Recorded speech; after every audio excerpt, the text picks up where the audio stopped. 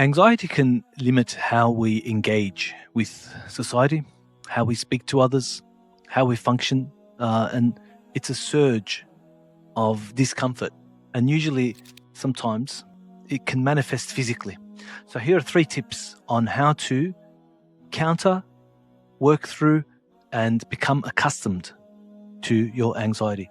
Because anxiety is a way of the body telling you that you're uncomfortable with something, that you're intolerant of the way something is happening. So the way we work through that is we become comfortable with the discomfort. So the first way is to increase your physical fitness, and that means cardio. So cardiovascular fitness helps train the heart to work at higher heart rates. And so when the body learns to deal with the physical world at higher heart rates, whether it's an emotional situation, it's a psychologically tense situation, the body becomes accustomed to that heart rate. And then when you're outside of the fitness arena, it allows your body to kind of check in and go, okay, I'm used to this heart rate. It's okay. So that's the first way, increase and improve your cardiovascular fitness. The second one is to maybe do that not just through continual jogging, let's say, but if we work through kind of having some form of interval training, for instance, right? So interval training, the way that can work is we have an intense burst of activity and then we slow down, and that can train the body to recover. So when you exert and recover with jogging, you're exerting for a long time, one exertion, and then you're recovering. One exertion and one recovery. When we do interval training, say 40 seconds on and 40 seconds off, what that can do is we're exerting and recovering, exerting and recovering.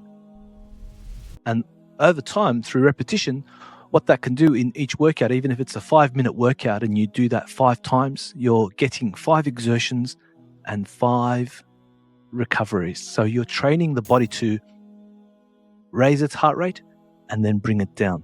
So the first few times, if you've experienced that, your brain will kind of go, what's going on? When are we going to stop? This is a high intensity. We can't control that. We can't sustain that. And it's not sustainable because it might be like a sprint level of pace.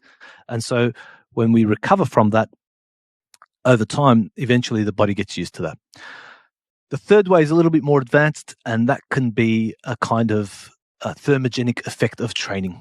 And so we're trying to get an aerobic effect from an anabolic phase of workout.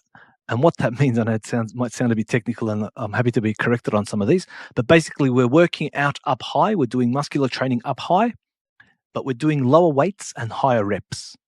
And then let's say we're doing a shoulder press, and then we can bring that down and go and do a leg exercise. And what that's doing is rushing the blood from the top to the bottom. And that's not for the faint of heart, but do lower reps, higher reps, and lower weight so that you can do more and fatigue yourself. And what that's doing is you're getting the cardiovascular effect, you're getting the recovery effect, and you're also getting a thermogenic effect of having the blood having to travel across the whole body. It's intense. Give it a try. Start slow, and you'll find that when you start developing confidence in your body's ability to work through sweat and heart rate and trembling, and these are similar physiological signs of anxiety, right? When you become more used to that, you'll have a physical confidence that will transfer to your psychological functioning as well.